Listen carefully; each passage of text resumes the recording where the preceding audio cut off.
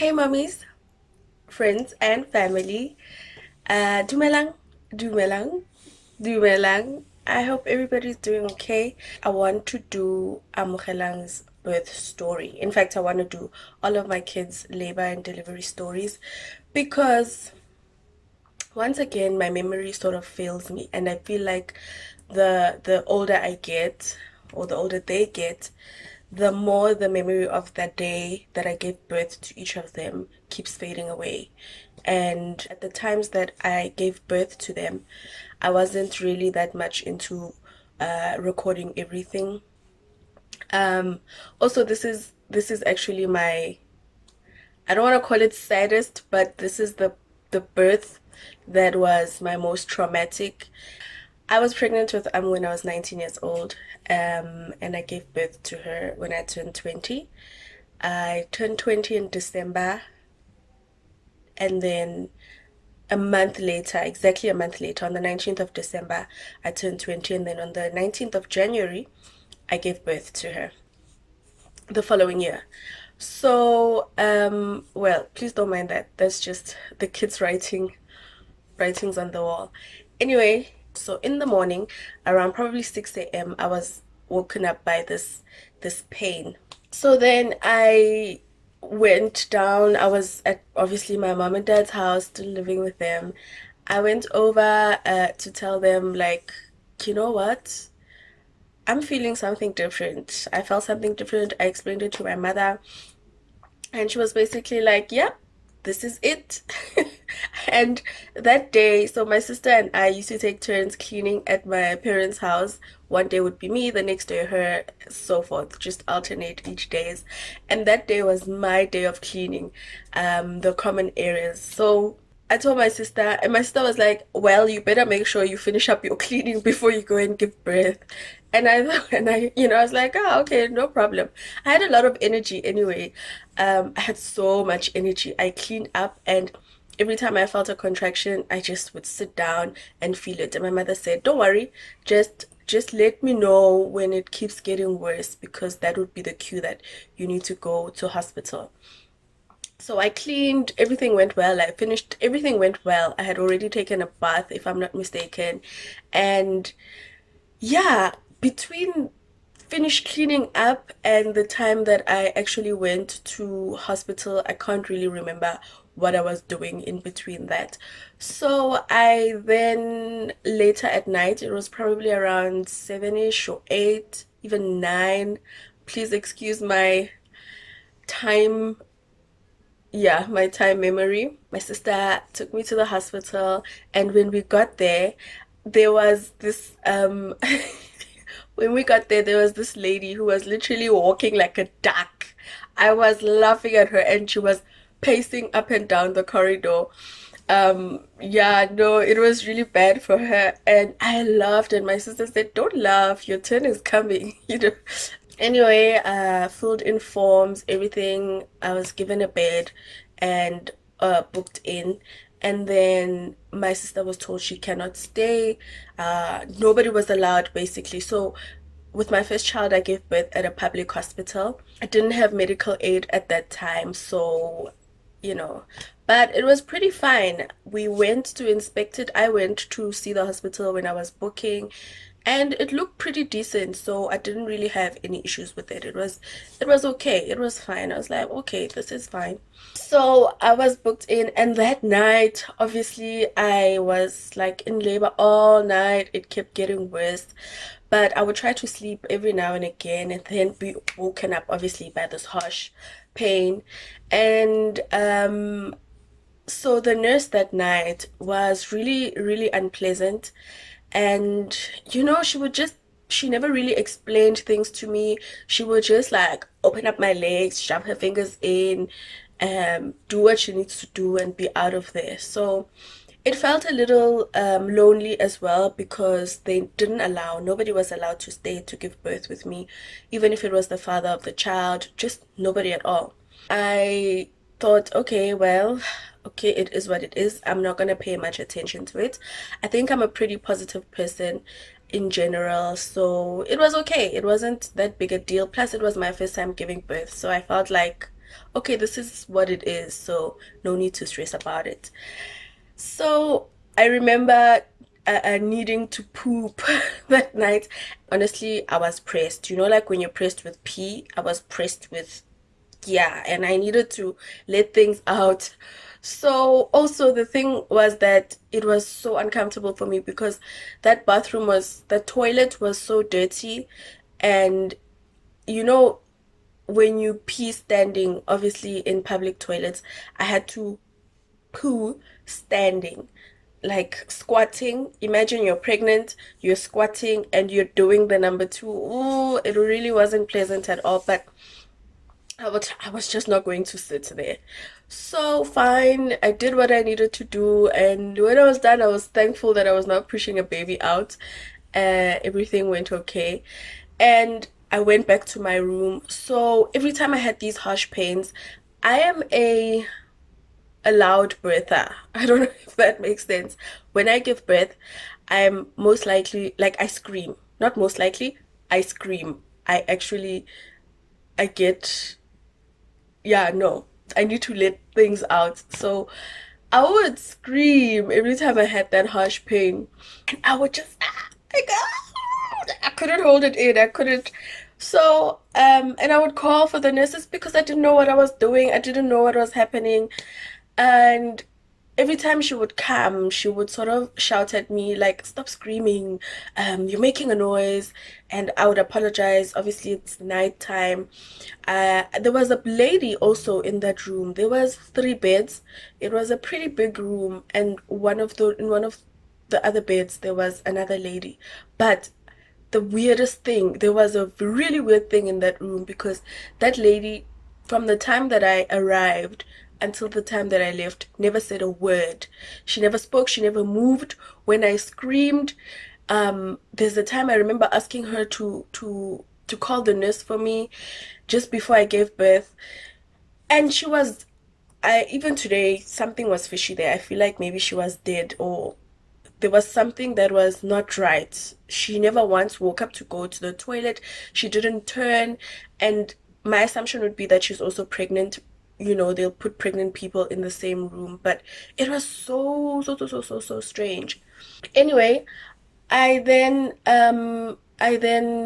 screamed for the doctor, for the nurse, I mean, and the nurse kept telling me, you're fine. You still have a couple of hours. When are you only going to give birth tomorrow? When are you only going to give birth? You know, she just kept dismissing me in a way, in a sense, and telling me to stop hitting the buzzer. And yeah, it really didn't feel great at all. I hung in there until morning. Morning came, and around six, maybe 6:45, or yeah, just before 7 a.m. It was even raining that morning, and the nurses were changing shifts. So the night nurse was coming into the room with the other nurse, the nurse for the day. So then she introduced her to me, and we spoke briefly, just what's my name, things like that. And then that nurse seemed very pleasant and quite nice. But the thing that was hurtful for me was that the nurse that was leaving, the night nurse, told the new nurse that don't mind her too much. She screams a lot. She's gonna hit the buzzer every now and then. Don't pay her attention. She's not giving birth anytime soon. She might even give birth when I arrive again for my night shift. But she's having the contractions, and it was so strange. So already I felt like, okay, well, I suppose I have no say, or I shouldn't. You know, I was starting to feel like maybe get sway, yeah. So I then decided that I'm just gonna shut up and hold my pain through it because it seems like I'm not giving birth anytime soon anyway. And then um she measured me and she said I am 4 centimeters, I think, and she had calculated saying, she'll only give birth in about 6 hours, even if she even gives birth at that time. And so I thought, yo, I still have so long to go, and this is painful. It was raining. I remember even thinking, oh, such a beautiful day. I was right by the window and I thought, ooh, maybe I should call my child Mapule. But I have a friend whose name is Mapule and I thought, no. Anyway, I had already chosen a name. So my contractions got worse. This wasn't even 10 minutes or 5 minutes after the nurses left my room. It got so intense that I screamed. I could not scream. And I was screaming for help, ringing the buzzer, and I heard a nurse say, "Hi, Red man," something like that, like dismissive. Stop hitting, stop, So I screamed, and at that time I could feel, because when the baby comes, like, you can't stop it. Like, baby is coming, baby just wants to come out. And so I took my hand and I put it down there just to feel, because I felt like there was some kind of crowning. And I felt her head. I felt the top of her head. And I was so scared. And I screamed and I kept asking this lady, the baby is here. I can feel the baby. Can you please help me? Call them for me. That lady was quite, that lady, I think she was dead. And I kept screaming for help and I kept screaming that the baby is here. I can feel the baby's head. I think when I screamed that I can feel the baby's head, the baby is here, I don't know. Maybe at that time they started to get a little scared. But I literally pushed her head, her whole head out, and I was so scared. She was I was scared. At that point I stopped trying to feel because I could feel that the head is out. And then I thought, okay, I just need to push. But luckily, it's like she was also pushing herself out. So I pushed again, and that second push, when I was pushing the body out, the shoulders part, that was so painful. I screamed the whole way, like,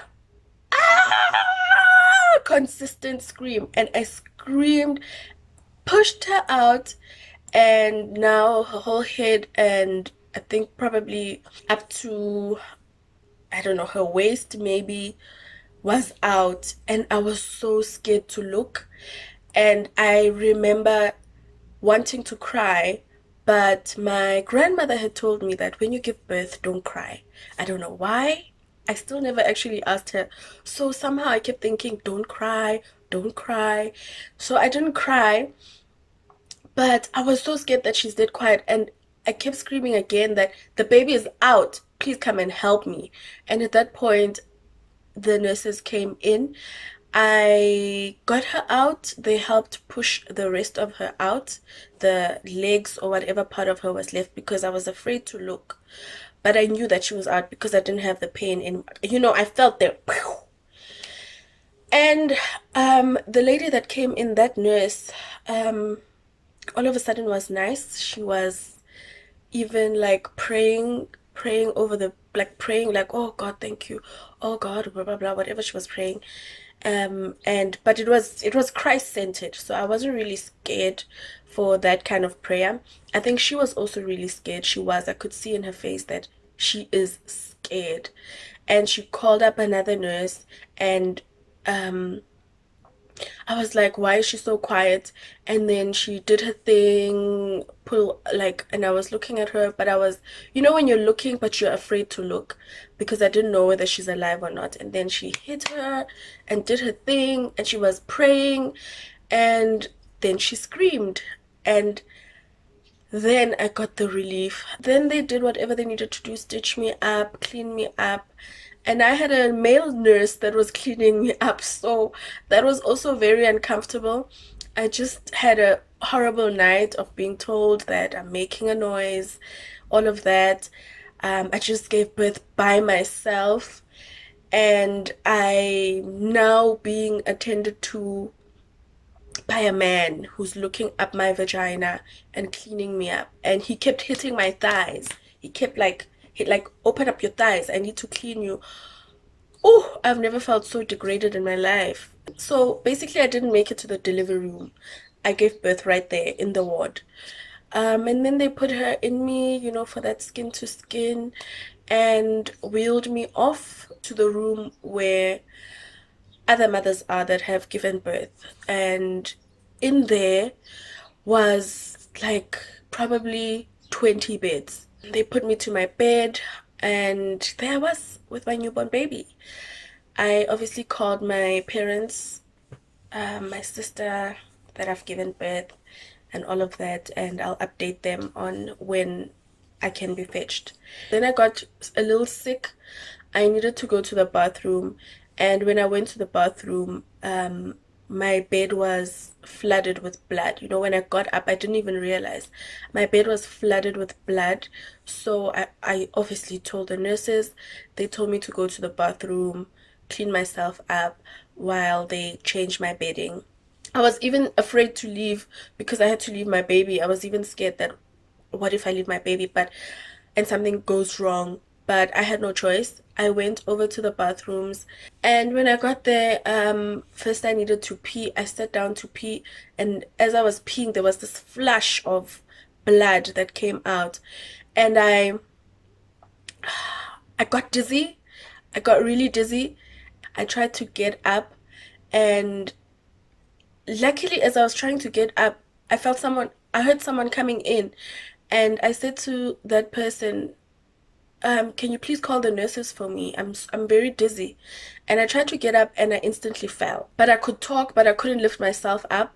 And yeah, a nurse came, they got me, took me back to the ward, and they checked me up, did some things that they needed to do. The bed was already cleaned up when I got back. My baby was there. It was the right baby. I could see it's still her. And yeah, they took a little bit of care of me. Baby was fine also by that time. Everything, all the checks were cleared. And then they said they'll just monitor me for a few more hours before I can leave. They did that, and then everything was fine, and I left the very same day that I gave birth. I left, I went back home. I was feeling good, healthy. I was no longer dizzy after those hours, and my flow was normal. When I got home, now that I was glad and happy that all of that was over, I posted on Facebook something like, I may come from hell, but I brought heaven with me, something like that, because that's really what it was like. It felt like you're a little slice of hell for my body, especially. So that's it. That's how Amakalang was born. That's my story. I will be posting the other two. Thank you so much for watching this video. Bye.